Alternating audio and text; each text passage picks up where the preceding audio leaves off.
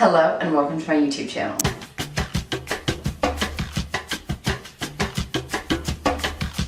I'm gonna be honest, I've been posting a lot of vlogs recently and I love the vlogs. They're my favorite videos to rewatch, but this week I was just not in a vlogging mood for some reason.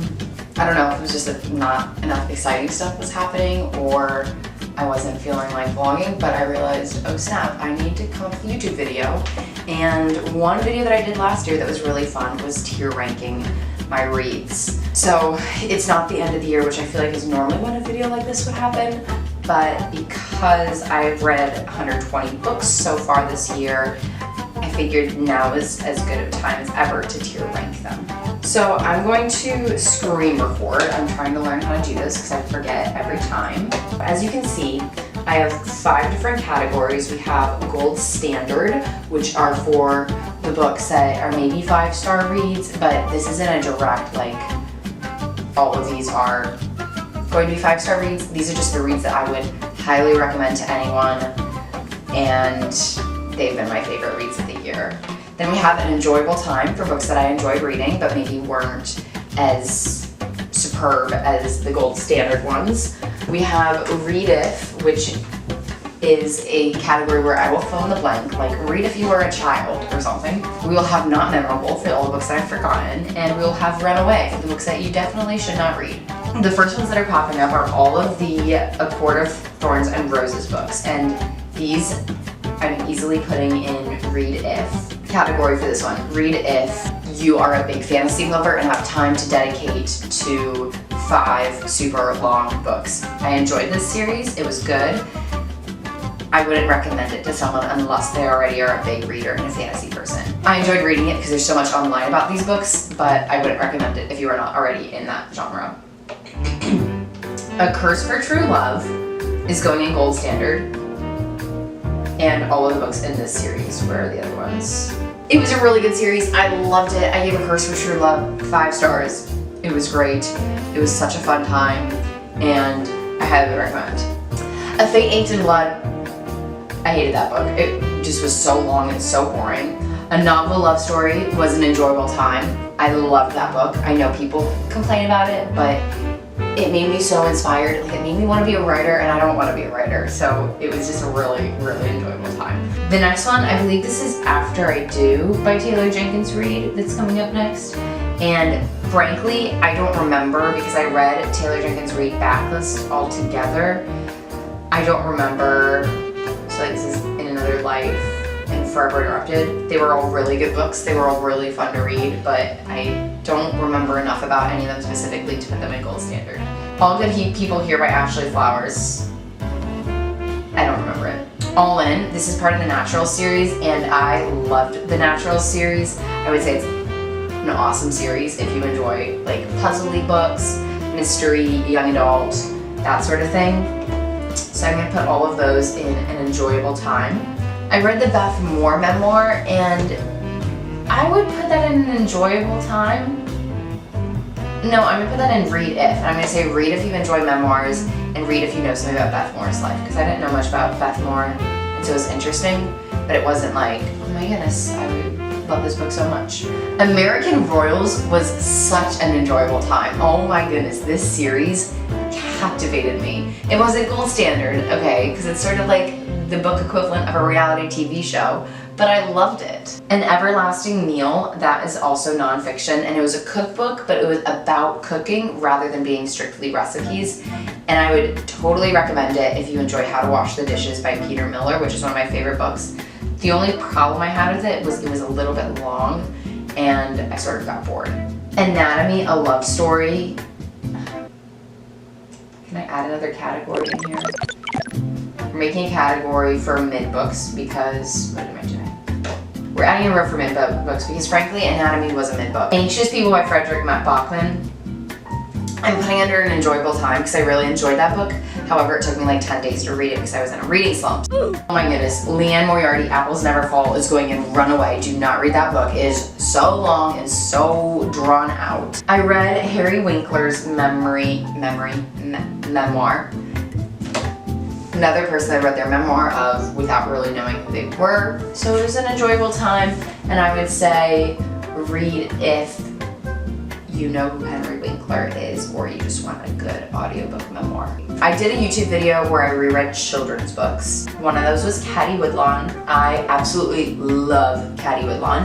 And I would say read if you want childhood nostalgia. If you are a child, if you read it as a child and you want to reread it, it's a great book. Betting on You by Lynn Painter. I remember being an enjoyable time, but nothing crazy special. Caraval, it's like The Curse for True Love. Why do I literally keep forgetting the first book? Once Upon a Broken Heart, that series by Stephanie Garber. Caraval is like a step below it. I really enjoyed it, but I don't think I would put it at gold standard, so we're putting on an enjoyable time. Courage to Soar by Simone Biles. Read that if you like memoirs, if you like gymnastics, and if you are a middle schooler, high schooler. Because I read Daddy Longlegs as a classic, and it was mid. I wouldn't say I remember it enough, but I didn't greatly enjoy my reading experience. Done and Dusted by Lila Sage. Definitely going under read if you like a trashy little rom-com, because that's exactly what this is. And I sometimes need a good trashy little rom-com. So I enjoyed it, but I wouldn't recommend it across the board. Educated by Tara Westover was super interesting. I don't know if I'd say enjoyable, but because I would recommend it, I'm going to put it in enjoyable time. Next up we have Encyclopedia of Fairies. I know this one is super popular, but I hated it. Finley Donovan Rolls the Dice, putting under not memorable, with the caveat that if you've just finished all of the other Finley Donovan books, it probably would be enjoyable. It was just because I had read the other Finley Donovan books such a long time ago that I had totally forgotten the whole plot and did not follow this book at all. Firefly Lane by Kristen Hanna. Did not give this 5 stars, but it is the gold standard for books. First Lie Wins.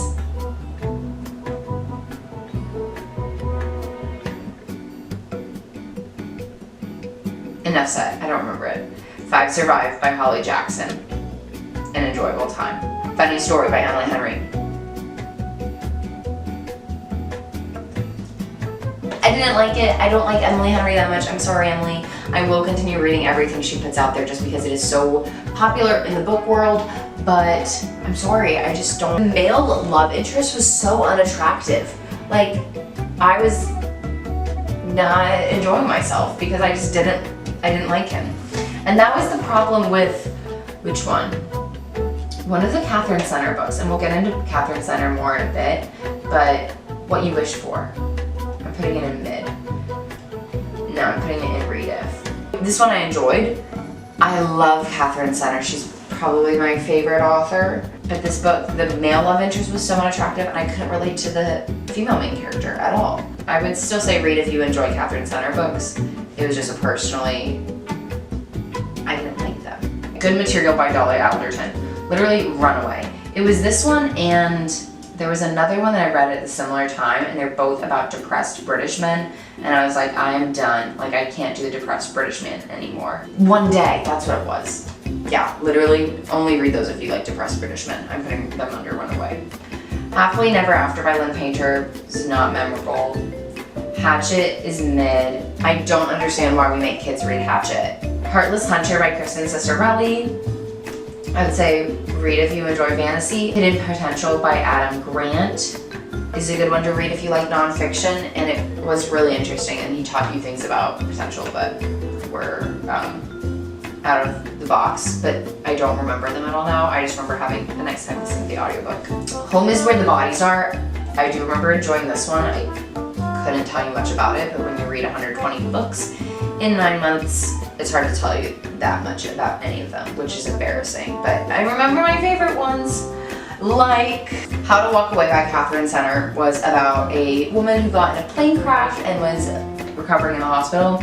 I love Catherine Center's banter, so I'm putting this under an enjoyable time, but it wasn't the gold standard. However, the 2 Catherine Center books that are the gold standard, Things You Save in a Fire, such a good read. The rom-comers, I love the rom-comers. It helped that I had a great reading experience. I read it on vacation, but it was so good and so cute. I love that Catherine Center has like the fun romance banter, but without spice. I think it's the best. Jeanette McCurdy's memoir, we're putting under Read If for the same reason I'm putting all these other memoirs under Read If. I enjoy reading memoirs, but if you don't, I wouldn't recommend it. Immortality, same with Anatomy. I remember it, but I wouldn't like recommend it. Just Last Night was so good. Such an emotional, sweet read. Just for the Summer by Abby Jimenez was an enjoyable time. Killer Instinct was another one of the Naturals books. Majesty is another part of American Royals. Little House on the Prairie is going under Read If because I love that book as a kid and I would totally recommend it if you want that childhood nostalgia. Same with Meet Samantha and Molly the Goldfish Fairy. The one book from that video that we're putting under Gold Standard is When You Reach Me by Rebecca Stead. I absolutely loved this book as a kid, and reading it as an adult, loved it even more. Middle of the Night by Riley Sager was such a disappointment because I love Riley Sager, but this book was just not it. So we're putting it in mid because I do love Riley Sager and I couldn't give him a runaway rating. And it was memorable, I just didn't like it. Murder in the Family, I don't remember much, I just remember that I didn't like it. So we're putting it in Runaway, don't read it. Oxford Canal, please run away, do not read this book. I should have given a disclaimer, because for all of these, it's like, well, if this is your type of book, like if you're an Emily Henry girl, go for it, by all means, read a funny story. But also, I don't like the mass market, mystery, depressed British people trope. NWF Speaking BFF was actually so fun. This was nonfiction. I'm putting it under an enjoyable time, but honestly, out of all of the nonfictions I read, this was probably the coolest one. So maybe we'll put it in Gold Standard. It's about a woman, and it's nonfiction, and she is in her early 20s, 30s, starting out her career in Chicago, and she's just moved there, and she's trying to make friends. She goes on a bunch of friend dates, and it's contemplating making friends. It's sort of themed with that, and Just Last Night, like entering your adulthood and making friends, and since I'm not college, obviously that's my mind. So many books left, so little time. We're gonna go really quick. Lisa Jewell, none of this is true. I don't remember this, but I remember enjoying it.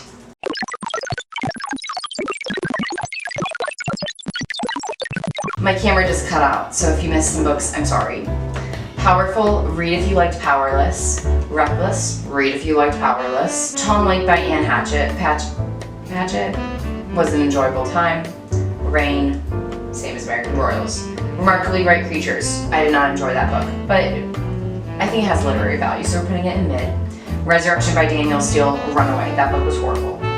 Rivals, same as American Royals, same series. Rules for Visiting, not memorable. Seated, read if you like Christian nonfiction. Same time next summer, an enjoyable time. Shoe Dog by Phil Knight, read if you like Nikes a lot. Summer Romance, also an enjoyable time. Tangled Up in You. I do remember that one. It wasn't anything crazy. It was just a little romance. Lauren Graham's memoir, read if you like Gilmore Girls. The Bromance Book Club, not memorable. The Selection series, that one is another one that's like a reality TV show in book form. We're putting it on Read If because it's not as good as American Royals. I feel like I got sort of addicted to Selection series and American Royals. Selection goes downhill, American Royals goes up. The Fake Out, Runaway, unnecessarily spicy. The Enlightenment of Bees. I loved this book. We're putting it in Gold Standard, but also I'm wondering if part of that was just my reading experience. It's about a woman who, in the wake of a breakup, goes on this trip where she's traveling across the world. It's so cool to read about like the settings in India and the food she's eating and the friends she's making, and as she's finding herself in this post-breakup, post-firing situation. The Fury by Alex Michaelides. I did not enjoy this at all, so I would say run away.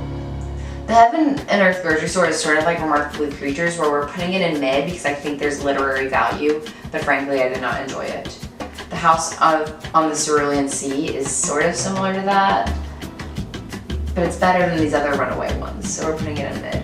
Invisible Library, did not enjoy this one. Invisible Life of Addie LaRue, I love this one, and it's going Gold Standard. The Joy of the In-Between, it was a devotional, it was mid. The Kids Are in Bed was also by Rachel Bernstein, the same one that went on all the friend dates, but I didn't enjoy that one as much. Probably because I couldn't relate at all, like I'm not a mother, but I read it for a class project. And I would say read it if you're a mom. Chronicles of Narnia, read that one. It wasn't anything crazy, but I did enjoy it. I would love to read the other books in the series, and I think it's probably better if you're a child. The Ministry of Time, we're putting under Gold Standard because I love that book. It was so unique.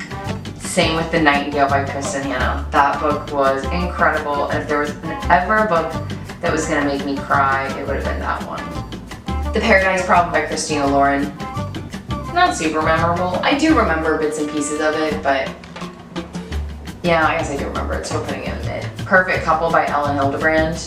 I feel like that was an enjoyable time. The Perfect Marriage, on the other hand, not an enjoyable time. Run away from that one. Reappearance of Rachel Price, greatly enjoyable. The Rule Book, also an enjoyable time. I love that. I love the cheat sheet. That was like the first book that got me back into reading, so of course I'm gonna enjoy the Rule Book. It's just a fluffy little spice-free romance. 7 Year Slip, Gold Standard. I love that book. It wasn't quite a 5 stars, but it was still up there. The Stolen Hair, not memorable. Summer Turned Pretty, read if you like a little YA romance, but I don't know, I didn't love it too much. Summer Broken Rules, on the other hand, I did have a really good time reading that, so we're putting that on an enjoyable time. The Teacher by Frida McFadden. There was a great plot twist at the end, however, there was a really bad trope, so we're putting it in right away, because I would not recommend it. The Westing Game is a really good book. I read this one as a kid too, and reread it, and I'm putting it in read it if you like a good mystery. Actually, I'm gonna put it in an enjoyable time. The Wishing Game, we're putting in the Gold Standard for books. I wish there were more books like this that are like puzzly books. The Britney Spears memoir, read it if you like Britney Spears. Kristen Hanna, The Woman, was a good book. I wouldn't put it under enjoyable time. I'm gonna put it in read if you like that sort of thing, if you really like Kristen Hanna. The plot was just not what I was expecting it to be. I was expecting it to be the story of the women when they're at war, but it ended up being a lot more about how female veterans were coping with the after effects of war and of going to war, and I wasn't expecting that. This Summer Will Be Different by Carly Fortune. I think I enjoyed it, but it wasn't anything crazy, so we're just putting it under read if you like Carly Fortune and if you like summer romances. This Tender Land by William Kent was an enjoyable time, I would say. Oops. It felt very nostalgic reading that book. Actually, we're gonna put it under read if. Read if you liked reading historical fiction as a kid and you wanna get back to it. It was good, but it wasn't like anything that blew me out of the water. Tomorrow and Tomorrow and Tomorrow, unpopular opinion, Runaway. I did not enjoy this book. Under the Influence, not memorable. Sort of close to real life Rachel Hollis situation. So it was interesting. So okay, clearly I remember it. We're putting it in. First off, this one's easy. Wait by Gabriella Burnham, did not enjoy that. It was sort of giving Normal People where they don't use punctuation and stuff, and it was annoying me. Wild Love is a good one to read if you like a little trashy romance and you're okay with a little spice. Striving Cease by Ruth Childs Simons is a good one if you like Christian fiction. Okay, and then Vera Wong's Unsolicited Advice for Murderers was actually hilarious. The problem is, and I'm gonna write this in text on the screen, so close your eyes if you don't want a spoiler, but, and I don't do that. I don't like it when they do that in books, so read if that doesn't bother you, but if that bothers you, don't read it. That's it. That's the tier list. So Gold Standard, we have some fantasy, we got some historical fiction, we got some nonfiction, we got some romances, we got some children's books. We're sort of all over the place, but those are the books that I would recommend to probably anyone. Honestly, I mean, I think both The Ministry of Time and The 7 Year Slip, if you aren't maybe even Just Last Night, if you aren't a spice reader, don't read those, or just know what to skip over, but I would recommend just about all of those books. And also an enjoyable time. I would probably recommend most of those, but I'm going to stop my screen recording. and end this video here. So I hope you enjoyed it. If you did, make sure you like, comment, share, and subscribe. Comment if you prefer the book videos or if you prefer vlogs, because I'm not really sure what the future of my channel is going to look like, but it'll probably be some combination of those things. And yeah, I will see you in our next video.